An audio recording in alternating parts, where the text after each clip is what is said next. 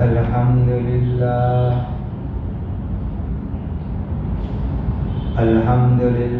الذي هدانا لهذا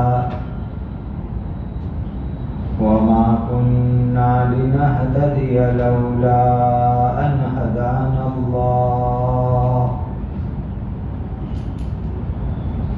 أشهد أن لا إله إلا الله وحده لا شريك له وأشهد أن سيدنا وشفيعنا ومولانا محمدا عبده ورسوله صلوات الله تبارك وتعالى عليه وعلى آله وأصحابه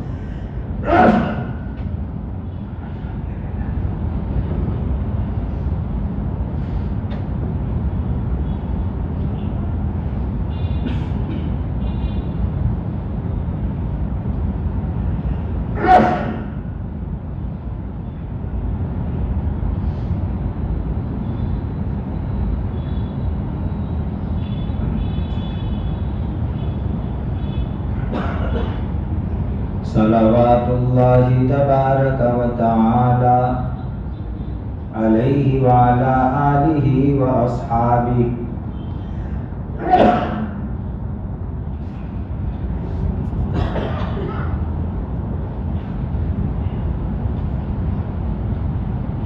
وذرياته وأهل بيته وأهل طاعته وبارك وسلم تسليما كثيرا كثيرا أما بعد باب السمر مع الأهل والضيف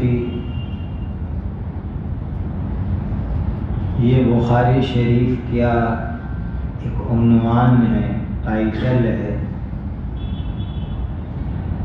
عشاء کی نماز کے بعد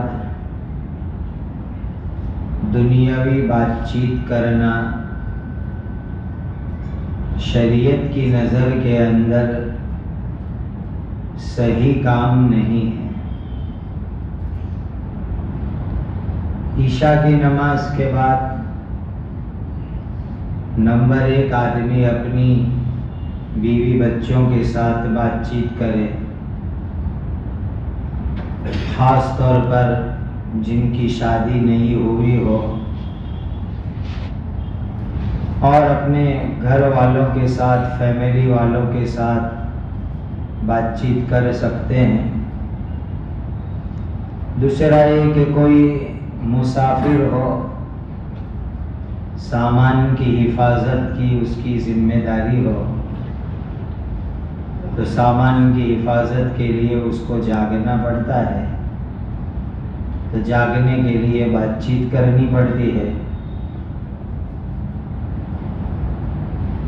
تو یہ سیکیورٹی والے، حفاظت کا کام کرنے والے، یہ لوگ بھی رات کے وقت پر عشاء کے بعد بات چیت کر سکتے ہیں۔ تیسرے نمبر پر کسی کے یہاں کوئی مہمان آیا ہو تو مہمان کے ساتھ بھی عشاء کی نماز کے بعد آدمی کچھ بات چیت کر سکتا ہے۔ یہ 3 موقع ہیں۔ چوتھا موقع علم کی مجلس ہے، دین سیکھنے سکھانے کی مجلس ہے، اس کے لیے عشاء کی نماز کے بعد بات چیت کرنا جائز ہے۔ ورنہ شریعت میں عشاء کی نماز کے بعد خاص طور پر دنیاوی محفل لگانا، دنیاوی بات چیت میں لگنا، یہ چیز پسند نہیں کی گئی۔ اس کا ایک بہت بڑا نقصان ہے کہ رات کو دیر دیر تک لوگ جاگتے رہتے ہیں، فجر کی نماز قضا ہوتی ہے، تہجد بھی نہیں ہونے پاتی، صبح میں بھی کافی دیر سے لوگ اٹھتے ہیں، بڑے نقصان ہے اس کے اندر. اسی لیے عشاء کے بعد ضرورت نہ ہو تو جلدی سو جاؤ اور صبح کے اندر جلدی اٹھ جاؤ. اس کے بعد ایک حدیث نقل کی ہے. حضرت عبد الرحمن ابن ابو بکر رضی اللہ تعالی عنہ، یہ حضرت عائشہ رضی اللہ تعالی عنہا کے بڑے بھائی ہوتے ہیں. حضرت ابو بکر صدیق رضی اللہ تعالی عنہ کے بیٹے ہوتے ہیں. انہوں نے یہ حدیث نقل کی ہے کہ صفہ کے اوپر رہنے والے صحابہ سب غریب اور فقیر قسم کے لوگ تھے. صفہ کا چبوترا آپ نے بھی دیکھا ہوگا. مدینہ منورہ میں نبی کریم صلی اللہ علیہ وسلم کے روضہ مبارک، قبر مبارک کے پیچھے ایک چبوترا بنا ہوا ہے، زمین لیول سے تھوڑا اونچا ہے. آج بھی موجود ہے. اس کو صفہ کا چبوترا، صفہ کا اوٹلا کہا جاتا ہے. وہاں پر غریب صحابہ رہتے تھے، میننگ جن کا دنیا میں کوئی کاروبار نہیں، کھیتی باڑی نہیں، مکان نہیں، نوکری نہیں، بزنس نہیں، فل ٹائم دین سیکھنے کے لیے، علم حاصل کرنے کے لیے وہ لوگ اس چبوترے پر، اوٹے کے اوپر رہتے تھے. غریب لوگ تھے اور ان کی تعداد، ان کی سنکھیا کم زیادہ ہوتی تھی. کم سے کم 70 بھی رہے ہیں اور 400 تک بھی ان کی تعداد ہو جاتی تھی. ظاہر ہے کہ جب 400 کی تعداد ہو جاتی ہوگی تو چبوترے پر بھی جگہ نہیں رہتی ہوگی، پھر تو ان کو مسجد میں آ جانا پڑتا ہوگا. تو یہ غریب صحابہ تھے اور نبی کریم صلی اللہ علیہ وسلم ان کا دھیان رکھتے تھے، ان کے کھانے کا، ان کی ضرورت کا نبی کریم صلی اللہ علیہ وسلم فکر رکھتے تھے. یہ صفہ پر رہنے والے غریب صحابہ مدینہ کے تمام مسلمانوں کے مہمان تھے. کسی ایک گھر کے مہمان نہیں تھے، پورے مدینہ کے سب لوگوں کے یہ مہمان تھے. ہر ایک آدمی یہ سمجھتا تھا یہ میرے مہمان ہے، یہ میرے مہمان ہیں، میں ان کی خدمت کروں. لوگ ان کا خیال رکھتے تھے. اور ایک دن نبی کریم صلی اللہ علیہ وسلم نے اعلان کیا کہ بھئی جس کے گھر میں 2 آدمی کا کھانا بنا ہو وہ یہ صفہ پر سے 3 صحابی کو گھر لے جاوے، اور جس کے گھر پر 4 آدمی کا کھانا ہو وہ 5 یا 6 آدمی کو گھر لے جاوے. یہ نبی کریم صلی اللہ علیہ وسلم نے اعلان فرمایا. کھانے کا کوئی انتظام نہیں تھا، تکلیف کے حالات تھے، اسی لیے یہ اعلان فرمایا. آج بھی ایسی ترتیب ہو سکتی ہے کہ بھائی مسجد میں کوئی جماعت آ گئی یا کوئی نیا مدرسہ کھلا، اس میں کچن نہیں ہے، ڈائننگ نہیں ہے، تو 1-2 بچوں کو لوگ گھر لے جاوے اور اپنے گھر لے جا کر کھلا لے. دارالعلوم دیوبند جب شروع ہوا تو بالکل شروع زمانے کے اندر وہاں بھی یہی ترتیب تھی. دوسرے مدرسوں میں بھی ایسی ترتیب رہی ہے، کہ مدرسے میں پڑھنے والے بچوں کے لیے کوئی انتظام نہیں ہے، تو ایک ایک دو دو بچوں کو لوگ گھر لے جا کر کھانا کھلا دے رہے۔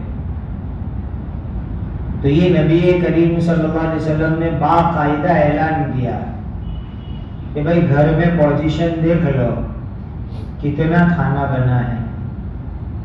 بعض مرتبہ ایسا ہوتا ہے کہ 4 آدمی کی نیت سے بنایا ہے لیکن زیادہ بنایا ہے، کہ 6 آدمی بھی کھا لے ہوئے تو کوئی حرج نہیں ہے۔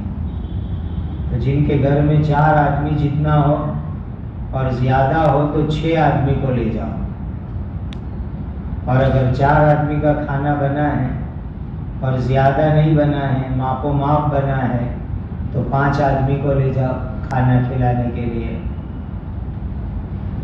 یا حضور نے اختیار دیا تمہاری مرضی، 4 کو لے جاؤ، 5 کو لے جاؤ، جتنے کو لے جانا چاہو خوشی سے لے جاؤ۔ غرض یہ کہ حضرت نبی کریم صلی اللہ علیہ وسلم نے باقاعدہ اعلان فرمایا، چونکہ یہ بیچارے غریب لوگ چبوترے پر پڑے رہتے تھے، اپنا گھر نہیں، اپنے پاس کوئی آمدنی نہیں، کم نہیں، کیسے زندگی گزارے۔ یہ اعلان کرنے کے بعد ہر ایک صحابی نے اپنی خوشی سمجھی کہ میں بھی نیکی کماؤں، میں بھی لے جاؤں اپنے ساتھ۔ ہر صحابی یہ ہمت کر رہے ہیں، چونکہ مدینہ والوں میں اس زمانے میں بھی اور آج بھی اکرام کا جذبہ بہت زیادہ ہے، اکرام بہت کرتے ہیں وہ۔ ہم دیکھتے ہیں کہ پیر اور جمعرات کو افطار کے دسترخوان رکھتے ہیں تو روزہ نہ ہو ان کو بھی وہ لوگ دسترخوان پر بٹھاتے ہیں، اصرار کر کے بٹھاتے ہیں۔ تو صحابہ نے اپنی خوش نصیبی سمجھی کہ ہم لے جاوے۔ حضرت ابوبکر صدیق رضی اللہ تعالی عنہ 3 ساتھیوں کو اپنے گھر لے گئے کہ 3 صحابی کو میں لے جاتا ہوں اپنے گھر پر، اور حضرت نبی کریم صلی اللہ علیہ وسلم 10 صحابی کو اپنے گھر لے گئے۔ حضور کی ہمت دیکھیے، حالانکہ آپ صلی اللہ علیہ وسلم کے گھر میں بھی کھانے پینے کا کوئی زیادہ سامان بھرا نہیں رہتا تھا، بہت سی مرتبہ قرض لانا پڑتا تھا، ادھار لانا پڑتا تھا،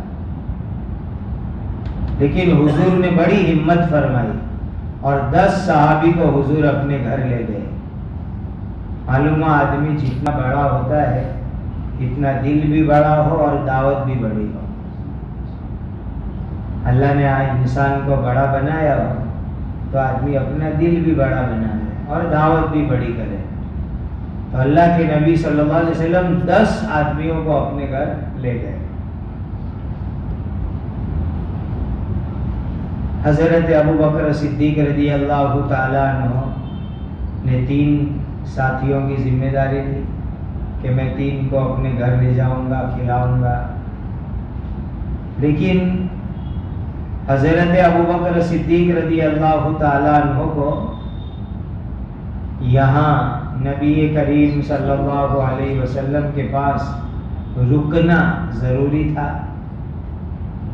کچھ ضروری دینی مشورہ تھا، ضروری دینی کام تھا، اسی لیے ابوبکر صدیق گھر خود نہیں گئے، اپنے بیٹے کے ساتھ 3 مہمان کو گھر بھیج دیا۔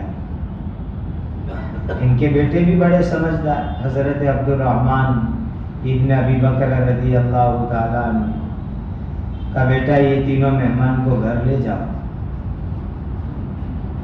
اس زمانے میں حضرت ابوبکر صدیق کا مکان اور ان کے بیٹے حضرت عبد الرحمن کا مکان الگ الگ تھا، اور عربوں کے اندر یہ عام رواج ہے پرانے زمانے سے کہ شادی ہوتے ہی بچوں کا گھر وہ الگ بسا دیتے ہیں، کہ شادی ہو گئی اب سب الگ الگ رہو شادی کے بعد. اور اسی میں بڑی خیر اور بڑی بھلائی ہے کہ شادی کے بعد مکان الگ کر دو، کچن الگ کر دو. اس میں بڑی بھلائی ہے، بڑی راحت ہے.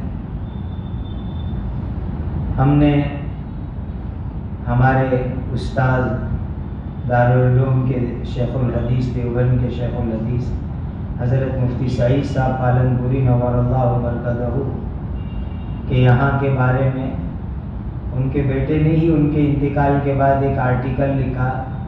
اس میں پڑھا حضرت کے کئی بچے تھے، تو کہا ایک بچے کی شادی ہوئی، اب دوسرے بچے کی شادی آ رہی ہے، تو دوسرے بچے کی شادی آئے گی تو پہلے بچے کو بیوی کے ساتھ الگ بھیج دیں گے رہنے کے لیے. پہلے نمبر کا بچہ شادی کے بعد 1 1.5 2 سال گھر میں رہے گا. اب دوسرے کی شادی کا نمبر آیا تو پہلے کو کہیں گے اب تم تمہاری بیوی کے ساتھ الگ رہو. 2 بہو ایک ساتھ ایک گھر میں نہ رہ گئے، اور وہ خود پیر پر کھڑے بھی ہوئے، اپنا کماتے بھی ہو جائے، اپنا گھر بھی بسا لے رہے.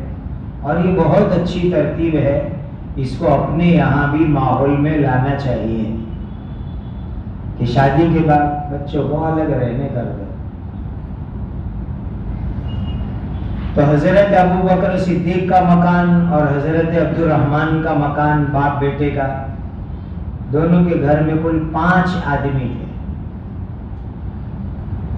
ٹوٹل ملا کر کے. حضرت عبد الرحمن مہمانوں کو لے کر کے گھر گئے. ادھر حضرت ابو بکر صدیق رضی اللہ تعالیٰ عنہ نبی کریم صلی اللہ علیہ وسلم کے پاس رک گئے، اور حضور ہی کے ساتھ انہوں نے کھانا کھایا، رات کا کھانا. دیکھیے حضور کے یہاں پہلے سے 10 مہمان تو صفہ والے، پھر حضرت ابو بکر صدیق بھی رک گئے، انہوں نے بھی حضور کے ساتھ کھانا کھایا.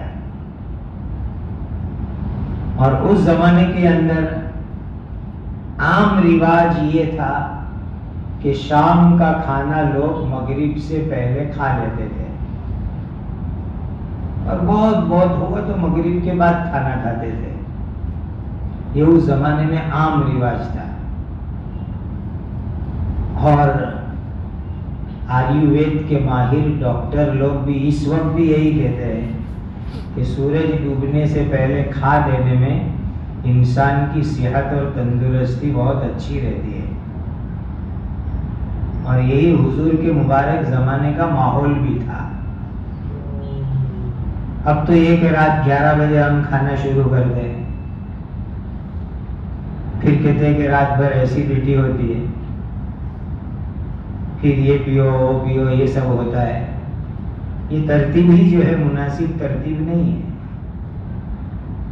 تو حضرت نبی کریم صلی اللہ علیہ وسلم کے پاس حضرت ابو بکر صدیق نے کھانا کھایا، وہیں عشاء کی نماز بھی پڑھی، اور عشاء نبی کریم صلی اللہ علیہ وسلم کے ساتھ پڑھ کے حضرت ابو بکر صدیق گھر آئے کافی رات دیر سے. عجیب بات ہو گئی کہ 3 مہمان گھر بھیج دیے کہ مہمانوں کو کھانا کھلا دینا، مجھے آنے میں دیر ہو جائے گی. اور ادھر یہ کہ حضرت ابو بکر صدیق رضی اللہ تعالیٰ عنہ وہاں رک گئے مسجد نبوی میں. نبی کریم صلی اللہ علیہ وسلم کے گھر پر کچھ ضروری دینی مشورہ تھا. اب رات کو دیر کا گھر کو پہنچے تو سب سے پہلے بیوی جان حضرت ام رومان رضی اللہ تعالیٰ عنہ کہنے لگی اتنی دیر سے کیوں آئے؟ جلدی آتے، آپ نے گھر پر مہمان بھیجے تھے تو آپ بھی جلدی آ جاتے مہمان کا خیال کر کے، بہت دیر سے آپ آئے. بیوی نے ایسا کہا تو حضرت ابو بکر صدیق سمجھ گئے کہ ابھی تک مہمانوں نے کھانا کھایا نہیں ہے. حضرت ابو بکر صدیق رضی اللہ تعالیٰ عنہ نے جب مہمان کو گھر بھیجا تھا تبھی کہہ دیا تھا کہ ان کو لے جا کے کھلا دینا. ان کو اندازہ تھا کہ ان کو آنے میں دیر ہونے ہی والی ہے، وہ دیر سے پہنچیں گے، کہہ دیا تھا کہ مہمان کو کھلا دینا، لیکن مہمان بھی مہمان تھے۔ جب گھر والوں نے اصرار کیا کہ دیکھو یہ کھانا تیار ہے، کھانا لگایا ہے، کھانا کھا لو، تو تینوں مہمان یہ کہنے لگے گھر کے مالک کون؟ ابو بکر رضی اللہ تعالیٰ عنہ کہاں ہے؟ مالک کہاں ہے؟ ان کو بلا، کہا وہ تو وہاں حضور کے پاس رکے ہوئے تھے، کہنا ان کو آنے دو، جب وہ آئیں گے تب ہم کھانا کھائیں گے۔ مہمان بھی مہمان نے کہا ہم اکیلے نہیں کھائیں گے، جب حضرت ابو بکر آئیں گے، ان کا گھر ہے، تب ہم کھائیں گے۔ گھر والوں نے بہت سمجھایا، حضرت ابو بکر کے بڑے بیٹے حضرت عبد الرحمن بھی سمجھا رہے کھا لو، اگر تم نہیں کھاؤ گے اور ابا آ گئے تو ہمارے اوپر ناراض ہوں گے، کھا لو کھانا۔ مہمان بالکل نہیں مانے۔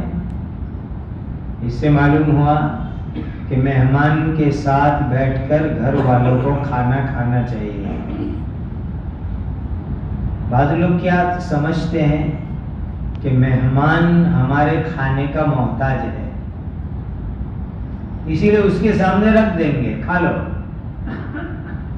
اور خود ہی نہیں کھائیں گے۔ یہ ذرا اچھا طریقہ نہیں ہے۔ مہمان ہمارے دسترخوان پر بیٹھ کر کھاوے، یہ ہماری خوش نصیبی ہے، ان کا ادب ہے۔ آپ کو مسئلہ بتاؤں، آپ اگر نفل روزہ رکھو اور آپ کے یہاں کوئی مہمان آ جائے اور مہمان کہے کہ نہیں آپ کو ہمارے ساتھ کھانا پڑے گا، تو روزہ توڑ دو، بعد میں قضا کر لینا، لیکن مہمان کے ساتھ کھانا کھاؤ۔ یہ شریعت کی تعلیم ہے۔ مہمان کے خاطر آدمی نفل روزہ بھی توڑ دے، اتنی بات ہے شریعت کے اندر۔ اور مہمان کے لیے بھی ہے، اگر آدمی کسی کے یہاں مہمان جاوے اور روزہ رکھ کر کے جاوے، اب وہ گھر والے کہیں گے کہ ہم نے تو پورا کھانا بنا لیا ہے اور آپ روزہ رکھ کے آئے۔ بعض مہمان ایسے ہوتے پہلے سے خبر نہیں کرتے کہ ہمارا روزہ ہے، گھر والے سمجھتے ہیں کہ مہمان آ رہے ہیں، وہ کھانا پکا لیتے ہیں۔ تو مہمان نے نفل روزہ رکھا تو مہمان کو چاہیے کہ روزہ توڑ دو لیکن کھانا کھاؤ۔ یہ مسئلہ ہے۔ اور ہم ایک مرتبہ روزہ تھا، نفل روزہ، تو ایک جگہ پر ہم کو بلایا دعوت میں عصر کے بعد، تو ہم نے کہا کہ بھائی ہم لوگوں کا تو روزہ ہے، تو جنہوں نے دعوت کی تھی وہ بھی مفتی تھے، تو انہوں نے ہم کو فوراً مسئلہ یاد دلایا، عصر کے بعد روزہ توڑوایا تھا، حالانکہ گروپ میں 1 گھنٹہ باقی تھا، تاکہ مفتی لوگ کب عمل کریں گے، توڑو روزہ، کھاؤ بیٹھ کر کے۔ ہم نے عصر کے بعد کے لیے کہلوایا تھا کہ آپ کی دعوت ہے، تو آپ نے بھی تو روزہ رکھا۔ آج جو ہے غالباً محرم تھی، اس کا روزہ تھا، اندازہ ایسا ہی کہ محرم کا روزہ تھا۔ تو مہمان بھی عجیب، حضرت عبد الرحمن رضی اللہ تعالیٰ عنہ کہہ رہے کھا لو، ابا آئیں گے ناراض ہوں گے۔ مہمان کہتے نہیں، ابا جان کو بلاؤ، حضرت ابوبکر کو آنے دو تو ہی ہم کھائیں گے۔ اب اندازہ ہے کہ دوپہر سے مہمان گئے ہوئے، مہمان کھا نہیں رہے ہیں، گھر والے کھلا رہے ہیں، پھر بھی نہیں کھا رہے ہیں، اور حضرت ابوبکر صدیق دیر سے آئے، اسی لیے کہ عشاء بھی نبی کریم صلی اللہ علیہ وسلم کے ساتھ پڑھی، سنت حضور فارغ ہوئے، حضور آرام کے لیے تشریف لے گئے، پھر حضرت ابوبکر صدیق گھر گئے، کوئی ضروری دینی مشورہ تھا، کافی رات کو گئے۔ اب جا کر کے پتا چلا کہ مہمان نے تو کھانا نہیں کھایا، تو حضرت ابوبکر صدیق بہت ناراض، بہت غصے، کہ پہلے تو گھر والوں پر غصے ہو گئے کہ تم نے مہمانوں کو کھلایا کیوں نہیں، گھر والے کہہ رہے ہم نے کھلایا لیکن تمہارے مہمان کیسے کھاتے ہی نہیں ہیں، وہ تمہاری سیٹ پکڑ کے بیٹھے ہیں۔ حضرت ابوبکر صدیق رضی اللہ تعالی عنہ باپ ہے، حضرت عبد الرحمن بیٹے ہیں، تو حضرت عبد الرحمن کو اندازہ ہو گیا کہ آج ابا ناراض ہوں گے، غصے بھی ہوں گے کہ تم نے مہمان کو زبردستی کھلایا کیوں نہیں، مہمان کی خدمت کیوں نہیں کی۔ اسی لیے حضرت عبد الرحمن تو ابا جیسے گھر میں آئے کہیں جا کے چھپ گئے کہ ابھی غصے ہوں گے تو پہلی پکڑ میری ہوگی کہ تو نے مہمان کا اکرام نہیں کیا، وہ چھپ گئے جا کر کے۔ اب گھر میں آتے ہی بیوی نے کہا، پتا چلا کہ مہمان نے کھانا نہیں کھایا، تو حضرت ابوبکر بہت غصے ایک دم گرم ہو گئے اور غصے ہو کر کے اپنے بیٹے حضرت عبد الرحمن کو آواز دے رہے، اے بے وقوف جاہل کہاں ہے؟ غصے میں بڑوں کو چھوٹوں پر غصہ آ ہی جاتا ہے اور غصے میں اس طرح کے الفاظ نکل ہی جاتے ہیں۔ ابھی حضرت ابوبکر صدیق ہے، نبی کے بعد جن کا دوسرا مقام ہے، وہ اتنے بڑے آدمی، لیکن ناراض ہوئے مہمان کی وجہ سے، مہمان کی خدمت کی وجہ سے، اور اپنے بیٹے پر ناراض ہوئے۔ حق بنتا ہے باپ کو ناراض ہونے کا۔ تو حضرت عبد الرحمن تو چھپ گئے کہ آج ابا کا پورا غصہ میرے پر اترے گا، تو ایک دو مرتبہ آواز لگائی لیکن حضرت عبد الرحمن نکل کے آئے نہیں، ہمت نہیں ہوئی۔ تو حضرت ابوبکر صدیق نے قسم دی کہ میں اللہ کی قسم دیتا ہوں، میری آواز تو سن رہا ہے، جہاں چھپا ہو نکل کے آؤ، فوراً نکل کے آؤ۔ اب حضرت عبد الرحمن گھبرائے نکل کر کے آئے۔ حضرت ابوبکر صدیق نے کہا، کھاؤ، کیوں نہیں کھلایا مہمان کو؟ تو کہا کہ آپ کے مہمان ہی نہیں کھاتے، ہم نے تو بہت کوشش کی، وہ کھاتے ہی نہیں، ہمارا قصور نہیں ہے، قصور آپ کے مہمانوں کا ہے۔ حضرت ابوبکر صدیق مہمان کے پاس گئے کہ آپ لوگوں نے کھایا نہیں؟ تو کہا آپ کا ہم انتظار کر رہے تھے، آپ آوے تب کھائیں گے، اکیلے نہیں کھائیں گے۔ تو کہا لاؤ کھانا رکھوایا، کھانا جب رکھ دیا مہمان تینوں بیٹھ گئے، حضرت ابوبکر صدیق بھی وہاں تھے۔ حضرت ابوبکر صدیق نے کہا چلو کھانا شروع کرو، کھاؤ۔ تو مہمان نے جو ابھی تک کھانا نہیں کھایا، حضرت ابوبکر صدیق کو بہت ناراضگی تھی کہ عجیب مہمان کے صبح سے میں نے بھیج دیا تھا، بھوکے بیٹھے رہے، کھانا نہیں کھایا اور میری وجہ سے نہیں کھایا کہ میں آؤں تو ہی کھائیں گے۔ اسی لیے حضرت ابوبکر صدیق نے قسم کھائی کہ میں کھانا اب نہیں کھاؤں گا، تم ہی کھاؤ، مہمان تم کھاؤ، کہ میرا انتظار کیا، میری راہ دیکھتے رہے، میری وجہ سے بیٹھے رہے، یہ تم نے غلط کام کیا، میں اب کھانا نہیں کھاؤں گا، تم لوگ کھاؤ۔ کھانا لگوایا تو مہمان بھی زوردار نکلے، انہوں نے بھی قسم کھائی ہم بھی نہیں کھائیں گے کھانا، قسم ہی کھا لیتے ہیں، کھانا نہیں کھائیں گے۔ تو پہلی قسم حضرت ابوبکر نے کھائی کہ میں کھانا نہیں کھاؤں گا، یہ سوچ کے قسم کھائی کہ میری وجہ سے راہ دیکھنے کی ضرورت نہیں تھی، کیوں بیٹھے رہے۔ تو مہمان بھی کہنے لگے آپ کھانا نہیں کھائیں گے تو ہم بھی نہیں کھائیں گے، آپ کے لیے تو پورا دن بھوکے بیٹھے۔ مہمانوں نے بھی قسم کھائی، عجیب قسمہ قسمی کا منظر ہو گیا۔ حضرت ابوبکر کی بیوی نے بھی قسم کھا لی میں بھی نہیں کھاؤں گی۔ سب لوگ ایک طرف، حضرت ابوبکر صدیق رضی اللہ تعالیٰ عنہ کو اندازہ ہو گیا کہ یقیناً یہ شیطان ہمارے درمیان میں گھسا ہے، یہ شیطان آیا ہے جو ہم لوگوں کو قسمیں کھلا رہا ہے کہ ہم اس طریقے سے گرم ہو جائے، غصے ہو جائے، یہ شیطان ہمارے درمیان گھسا ہے۔ تو سب سے پہلے حضرت ابوبکر صدیق رضی اللہ تعالیٰ عنہ نے کھانا شروع کیا. بسم اللہ پڑھ کے چلو قسم توڑو, کفارہ دے دیں گے لیکن کھانا شروع کرو. اور دیکھو یہاں رک کے ایک مسئلہ اچھی طرح سمجھ لو. اللہ تعالیٰ نے جتنی چیزوں کو حلال کیا ہے ان حلال چیزوں کو ہم حرام نہیں کر سکتے. جو قرآن میں, حدیث میں, شریعت میں حلال ہے اس کو ہم حرام کرنے کا رائٹ اور پاور نہیں رکھتے.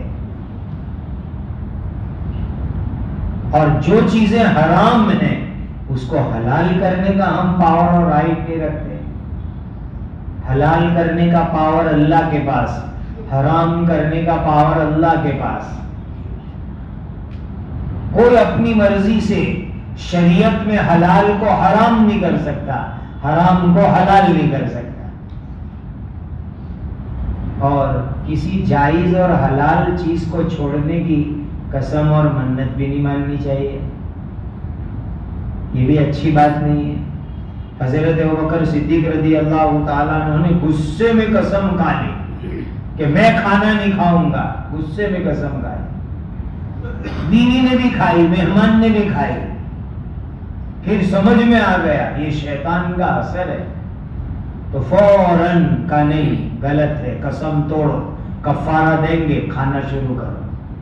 تو جیسے ہی حضرت ابوبکر صدیق نے قسم توڑی اور کھانا چالو کیا, مہمان نے بھی کھانا شروع کر دیا کہ اچھا اب ہم بھی کھاتے ہیں, آپ کھا رہے ہیں ہم بھی کھائیں گے. سب لوگوں نے کھانا شروع کر دیا. اس موقع کے اوپر ایک کھلم کھلی برکت ظاہر ہوئی. وہ سمجھنے کی چیز ہے. ہم برکت کے قصے تو بہت سنتے ہیں لیکن یہ قصہ چونکہ بخاری شریف میں آیا اس لیے اتنا پکا, اتنا مضبوط, اتنا پاورفل قصہ ہے کہ اس کے بارے میں ہم کوئی شک بھی نہیں کر سکتے. باقی سنتے رہتے وہاں برکت ہوئی, وہاں برکت ہوئی, یہاں برکت ہوئی, ایسی برکت ہوئی, ویسی برکت ہوئی. لیکن یہ بخاری شریف کی حدیث ہے, ایک دم پرفیکٹ سچا واقعہ ہے. سب نے کھانا شروع کیا. حضرت ابوبکر صدیق بھی کھا رہے ہیں, تینوں مہمان بھی کھا رہے ہیں. لیکن عجیب بات یہ دیکھی کہ جب کھنچے میں سے لقمہ اٹھایا تو قدرتی طور پر نیچے کھانا زیادہ آ جاتا تھا. جتنے لقمے اٹھائے, حضرت ابوبکر صدیق لقمہ اٹھائے تو بھی نیچے کھانا آ جاوے, مہمان لقمہ اٹھائے تو بھی نیچے کھانا آ جاوے. جتنے لقمے اٹھاتے تھے اس سے زیادہ کھانا نیچے قدرتی طور پر آ جاتا تھا. اسی لیے کبھی مہمان سے مت ڈرو. مہمان اپنی روزی مقدر کی لے کر کے آتا ہے. بعض لوگ بہت تنگ دل ہوتے کہ ہمارے گھر میں 3 آدمی کا تو پکا ہے, ابھی 1-2 مہمان کو کیسے لے جاوے, کھانا کم ہو جائے گا. دیکھو ایک سمپل حساب میں آپ کو بتلاؤں. گھر میں 3 آدمی کا کھانا بنا ہے اور آپ 1 مہمان کو ایکسٹرا لے جاؤ تو کیا ہوگا, سب لوگوں کے حصے میں تھوڑا تھوڑا کم آئے گا اور تو کچھ ہوگا نہیں. 3 آدمی کا پکایا اور چوتھا ہو گیا تو سب لوگوں کے حصے میں تھوڑا تھوڑا کم آئے گا. اور جو اللہ کے بندے ایسے ہوتے ہیں شاکر, صبر والے, ان کو تھوڑا کم ملے تو ابھی کام چل جاتا ہے کہ بھئی روز 4 روٹی کھاتے ہیں, آج 3 روٹی کھائی, کیا فرق پڑا, 1 روٹی کم کھائی تو اتنا ہی فرق پڑے گا, اس سے زیادہ فرق نہیں پڑے گا. اسی لیے مہمان, غریب, جماعت, چندے والے, ان لوگوں کا اکرام کیا کرو. اللہ اس کی وجہ سے برکتیں عطا فرماتے ہیں. بہت بڑی چیز ہے, بہت بڑی چیز. اللہ کے کچھ نیک بندے تو ایسے گزرے ہیں کہ جو بغیر مہمان کے کھانا ہی نہیں کھاتے تھے, ہمیشہ مہمان کے ساتھ ہی کھانا کھاتے تھے. اسی لیے مہمان کے معاملے کے اندر آدمی کو بڑی ہمت رکھنی چاہیے. اللہ مہمانوں کی برکت سے برکت دیتے ہیں.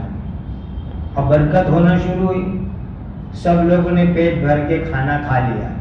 کھلم کھلا وہ دیکھ رہے اپنی آنکھ سے. سب لوگ دسترخوان پہ دیکھ رہے کہ جتنے لقمے اٹھاتے ہیں نیچے اور زیادہ ہوتا ہے اور زیادہ آتا ہے. مہمانوں نے پیٹ بھر کے کھایا. حضرت ابوبکر صدیق رضی اللہ تعالیٰ عنہ نے بھی اچھی طرح جم کر پیٹ بھر کے سب نے کھایا. اب جو دیکھا کھنچے کا کھانا تو سمجھ بھی نہیں آتا کہ پہلے جتنا تھا اتنا ہے یا اس سے زیادہ ہے. عجیب بات کہ جتنا پکایا تھا کھانا اتنا ہی ہے یا اس سے زیادہ. حالانکہ 4 آدمی کھانا کھا چکے ہیں. تو 4 آدمی کے کھانا کھانے کے بعد بھی کھانا اتنا ہے جتنا بنایا تھا یا اس سے زیادہ ہو گیا. لگتا ایسا تھا کہ اس سے بھی زیادہ ہو گیا کھانا.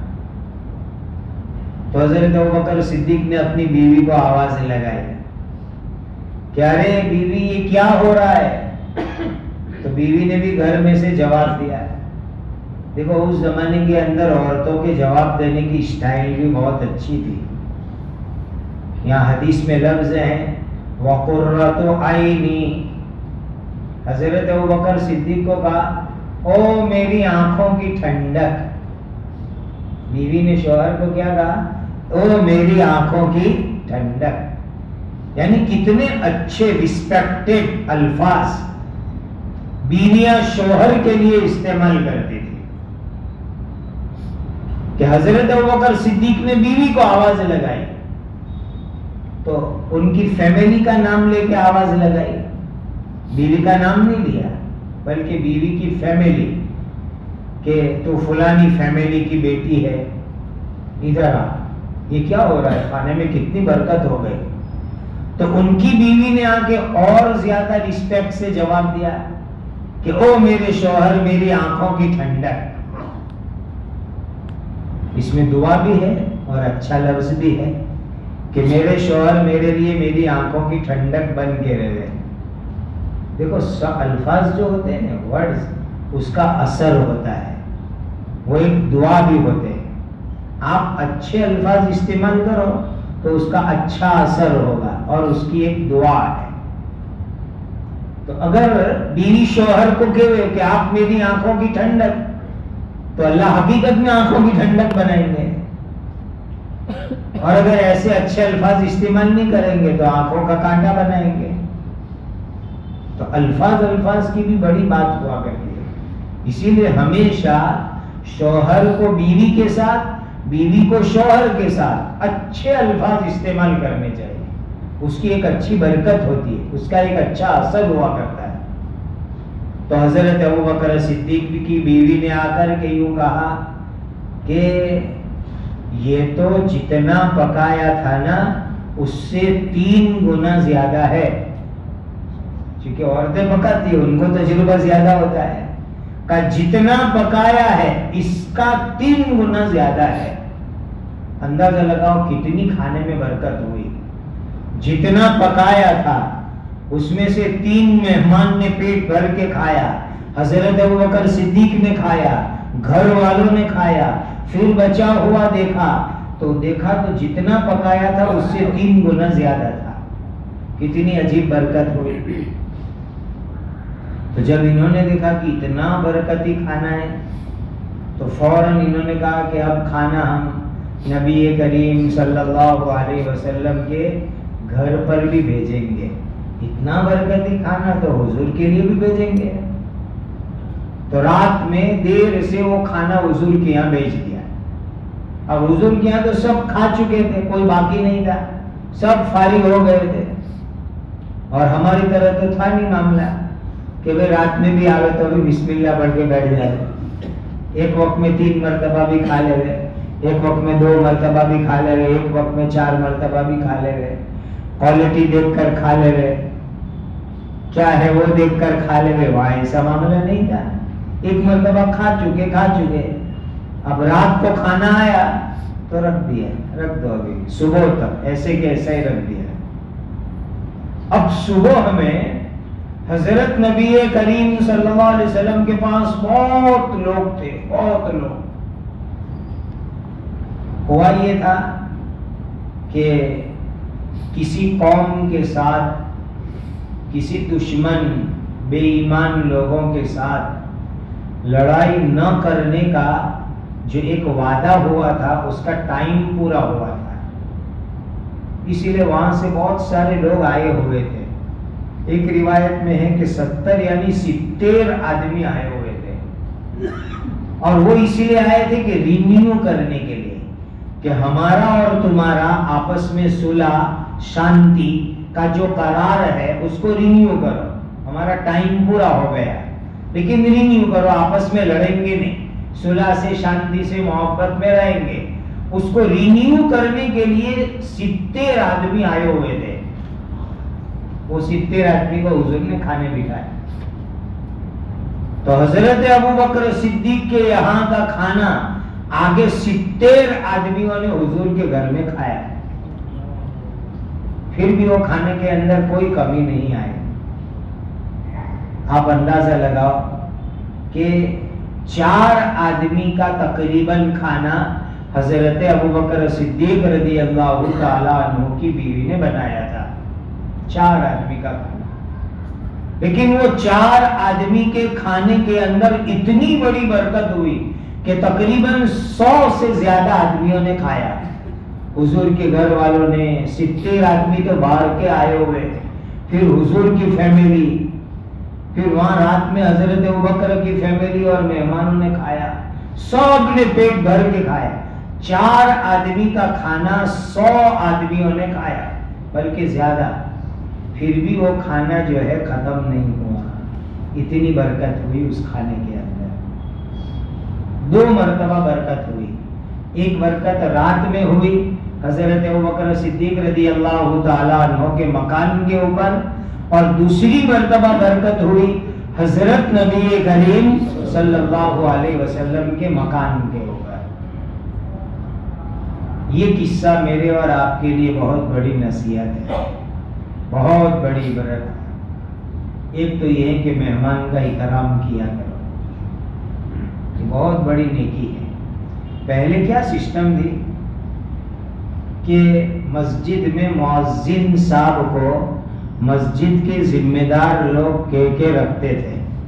میں نے خود دیکھا ہے وہ زمانہ، کوئی 100 سال پرانی بات نہیں کر رہا ہوں میں، اور ابھی بھی بعض گاؤں میں یہ سسٹم موجود ہے کہ ظہر اور مغرب دونوں نماز کے لیے مؤذن صاحب کو، امام صاحب کو مسجد کے ذمہ دار لوگ، بستی کے ذمہ دار لوگ کہہ کے رکھتے تھے کہ بھائی نماز کے بعد دیکھنے کا کوئی مسافر آدمی مسجد میں نظر آ رہا ہے، کوئی سفیر چندے والے نظر آ رہے ہیں، کوئی باہر کا آدمی نظر آ رہا ہے، اگر نظر آئے تو فوراً اس کو پوچھنے کا کھانے کی کیا ترتیب ہے، وہ کہ بھائی کوئی انتظام نہیں، تو فوراً ان کے لیے کھانے کا انتظام کرنے کا، کسی کے بھی گھر سے لے آؤ اور لا کر وہ مہمان کو کھلاؤ، یا مہمان کو کسی کے گھر لے جاؤ اور لے جا کے کھلا دو، ظہر میں بھی مغرب میں بھی، پھر ان کے لیے رہنے کا انتظام کر دے رہے۔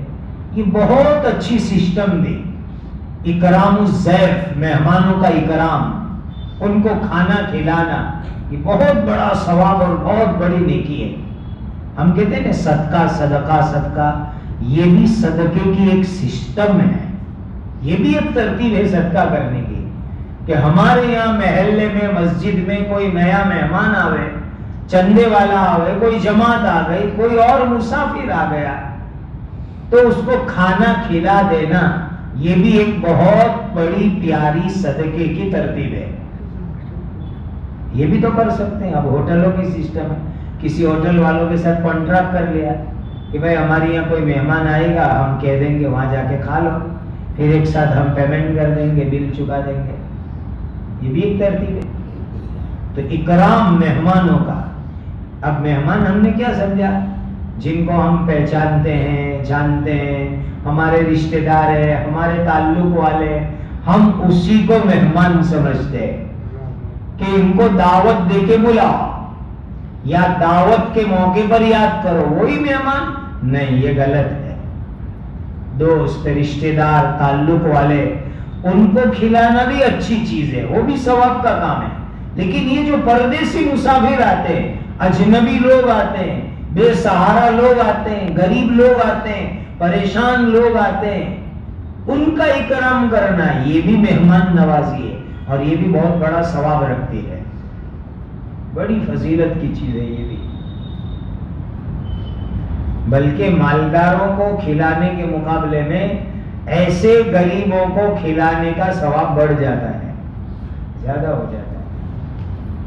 اب مدرسے کے جو بیچارے چندے والے آتے ہیں، آپ ان کو نہیں کھلاؤ گے تو وہ ہوٹل میں کھائیں گے، اور بل کہاں سے نکالیں گے؟ جیب میں سے تھوڑا ہی دیں گے وہ بل، سفر خرچ میں لگائیں گے. اس کے بجائے آپ ان کو کھانا کھلا دیتے تو آپ کی طرف سے اتنا چندہ ہو جاتا، آپ ان کی اتنی بڑی مدد کر دیتے. یہ بہت بڑی نیکی کا کام ہے. دوسری بات اس حدیث شریف سے یہ سیکھنے کو ملی کہ شوہر اور بیوی آپس میں اچھے انداز میں بات چیت کرے، ایک دوسرے کے لیے رسپیکٹ کے، ادب کے اچھے الفاظ استعمال کرنے چاہیے. اور تیسری بات حدیث شریف سے یہ سیکھنے کو ملی کہ بہتر ترتیب یہ ہے کہ شادی کے بعد بچوں کو الگ الگ مکان میں سیٹ کر دینا چاہیے. آدمی کو اگر خدمت کی ضرورت ہو تو اس کی بھی ترتیب بنا لے، لیکن الگ الگ فیملی نظام یہ اچھی چیز ہے. بعد میں لڑائی ہو، جھگڑے ہو، اسی لیے کہ 2 بہو 3 بہو 4 بہو ایک گھر میں جمع ہوئے تو پھر جو جھگڑے ہوتے ہو ہر ایک آدمی جانتا ہے، ناراضگی ہوتی ہے، اونچ نیچ ہوتی ہے. اس سے بہتر یہ ترتیب بہت اچھی، شادی کے بعد کچھ دن رکھو پھر الگ سے ویل سیٹ کر دو، جاؤ اب تم رہو الگ سے. اور چوتھی بڑی بات ہمارے لیے سیکھنے کی یہ ہے کہ عشاء کی نماز کے بعد کا وقت یہ دنیا کی گپ شپ، دنیا کی بات چیت، دنیا کی محفل لگانے کا وقت نہیں ہے. عشاء کے بعد اچھے کام میں وقت دو، اپنی بیوی کو، بچوں کو وقت دو، علم میں وقت دو، دینی مجلس میں وقت دو. کوئی باہر کا مہمان آیا ہے ٹھیک ہے اس کو وقت دے دیا، باقی دنیا کی مجلسوں کے لیے عشاء کے بعد وقت ضائع مت کرو. اس کے بہت نقصان ہیں. جتنا ہو سکے اتنا جلدی ٹرائی کرو جلدی سونے کی. جلدی سو، صبح جلدی اٹھو، تہجد پڑھو، فجر کی نماز جماعت کے ساتھ پڑھو. یہ بڑی خیر اور برکت کی چیزیں ہیں.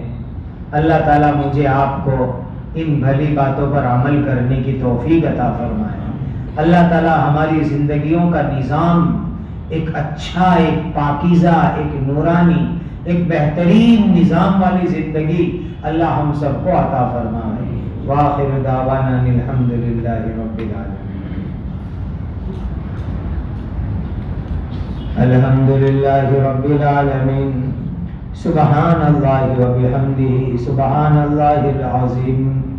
اللہم صل صلاۃ کاملہ وسلم سلاما تاما علی سیدنا محمد تنحل به العقد وتنفرج به الكرب وتقضى به الحوائج وتنال به الرغائب ويستسقى الغمام بوجهه الكريم وعلى آله وصحبه في كل لمحة ونفس بعدد كل معلوم لك يا ذا الجلال والإكرام، يا ذا الجلال والإكرام، يا ذا الجلال والإكرام، يا أرحم الراحمين، يا أرحم الراحمين، يا أرحم الراحمين.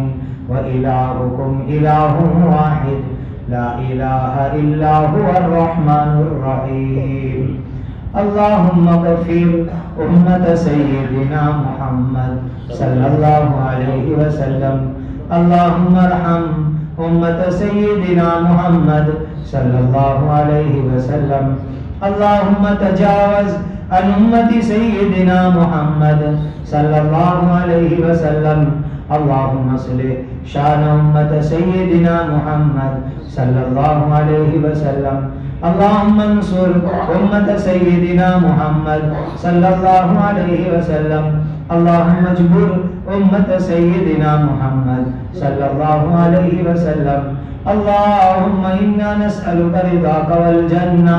اللهم إنا نسألك رضاك والجنة اللهم إنا نسألك رضاك والجنة ربنا آتنا في الدنيا حسنة وفي الآخرة حسنة وقنا عذاب النار اللهم إنا نعوذ بك من الفتن ما ظهر منها وما بطن اللهم إنا نعوذ بك من الفتن ما ظهر منها وما بطن اللهم إنا نعوذ بك من الفتن ما ظهر منها وما بطن اللهم إنا نسألك العافية ودوام العافية والشكر على العافية اللهم إنا نسألك العافية ودوام العافية والشكر على العافية اللهم إنا نسألك العافية ودوام العافية والشكر على العافية اے اللہ ہمارے گناہوں کو معاف فرما اے اللہ ہماری مغفرت فرما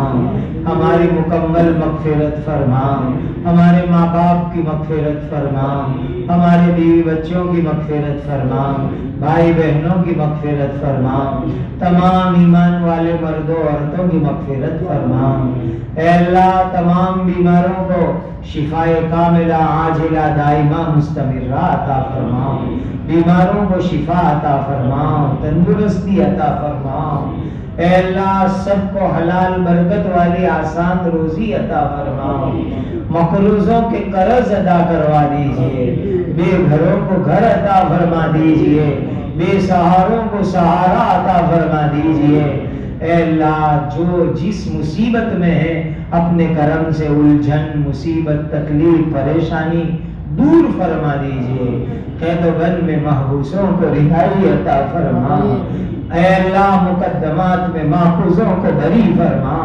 تمام اہل ایمان کو رہائی عطا فرما اے اللہ ہماری عمروں میں برکت عطا فرما علم میں برکت عطا فرما تقوی میں برکت عطا فرما زندگی کا ہر کام حضرت نبی کریم صلی اللہ علیہ وسلم کی سنت کے مطابق کرنے کی توفیق عطا فرما اے اللہ مکہ مدینہ کی بار بار حاضری عطا فرما رکاوٹوں کو دور فرما عافیت کا معاملہ فرما اے اللہ ایمان پر وقت پر حسن خاتمہ عطا فرما اے اللہ آخرت کی منزلوں کو راحت والی بنا دیجئے قبر کے عذاب سے حفاظت فرما جہنم کی آگ سے حفاظت فرما جنت الفردوس عطا فرما اے اللہ آپ کے عرش کا سایہ عطا فرما نبی کریم صلی اللہ علیہ وسلم کے نورانی ہاتھ سے حوض کوثر نصیب فرما